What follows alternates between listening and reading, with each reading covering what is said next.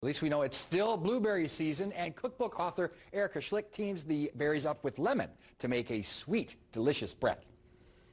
Hi, today I'm going to be showing you how to make my blueberry lemon loaf from my book Wandering Palate. And this bread is not only gluten-free, grain-free, can be made dairy-free, it's also refined sugar-free and absolutely delicious. So let's get started. I've got 2 cups of almond flour here, and this is going to be the base of our bread, and I've got a 1/4 cup of cassava flour, and I've got 1 teaspoon of baking soda, and 1/2 teaspoon of sea salt, and we're going to go ahead and just whisk this together. And once you do that, you're just going to set it aside, and we're going to start to combine our wet ingredients.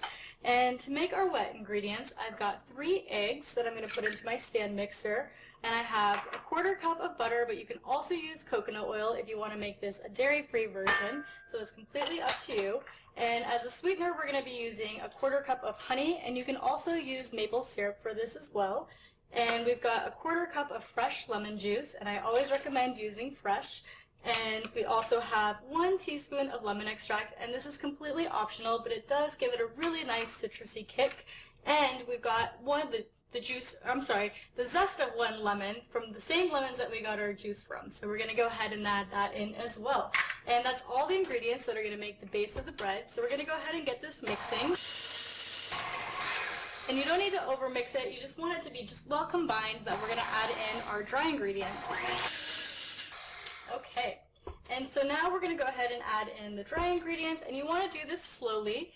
So we're just going to do a little bit at a time, and then we'll start to mix some of it in, and then we'll continue the process until it's all completely combined. And you can actually mix some in while it's combining. Just be careful, it can be a little messy with the cassava flour.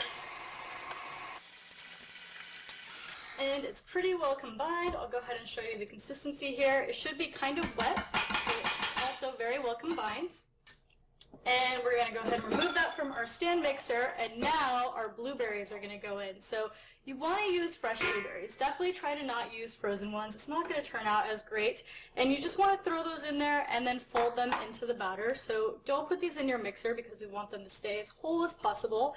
And really it's just a few mixes and just enough to get them combined.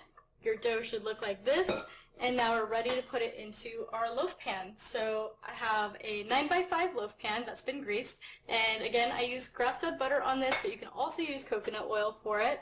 And we're just going to go ahead and pour in our cake mixture. And just make sure you use that rubber spatula again. You can really get the sides clean, make sure you get it all in here.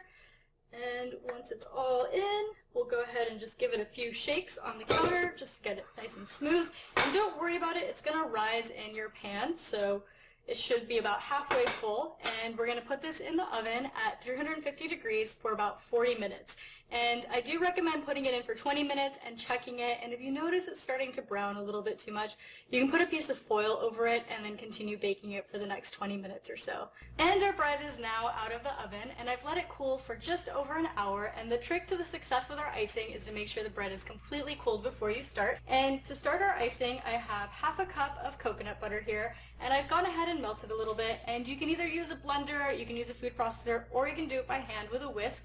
But we're going to add in 2 tablespoons of maple syrup, and I have 2 tablespoons of melted coconut oil, and I have about a tablespoon of fresh lemon juice. And we're just going to go ahead and stir this together and see what our consistency looks like. And again, you can do this in your blender. It makes it a little bit easier to do, but by hand is not too bad either.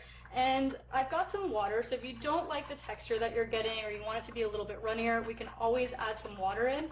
But otherwise, it should be a pretty good consistency that's going to represent icing and going to really stick to our cake. So as you can see, it's really coming together, and we might just add just a touch of water just to make sure that it runs on our cake. So it's looking pretty good. And I do water 1 tablespoon at a time. So we're just going to start with 1 tablespoon, and we're going to see what kind of texture that gets us and see if that's enough. And usually I find that about 2 tablespoons is the magic number, but it really depends on how melted your coconut oil is and your maple syrup and things like that. So let's see what we look like at 2 tablespoons here. And once you've added in your water, you really want it to have a nice and creamy consistency, and it really needs to be kind of like an icing, so you can decide how runny you want it, but the thicker it is, the more it's going to stay firm on the bread. If you want it a little runnier, it's going to droop down the sides. And to apply the icing to our cake, I like to use a decorating spoon, and that helps just to kind of drizzle it on there. And so you'll just start at one end and kind of drizzle. And it's okay for it to kind of go on the edges. I actually really like it when it drips down the sides. Gets a little extra flavor on the sides of it, so go ahead and just pour that on. And we probably could have made this a little bit runnier, but as it starts to cool and warm up with the bread as well, it's going to start to melt just a little bit. And now that our bread is completely iced, we're able to dive in and see how it tastes. So let's go ahead and use our knife and slice into it here. And it should slice open perfectly. Falling off the plate a little bit here, but we're going to give it a little taste and see how it tastes. Mmm, so good. This is one of my favorite recipes in the cookbook. It's so clean, it's delicious, you can use it for breakfast, you can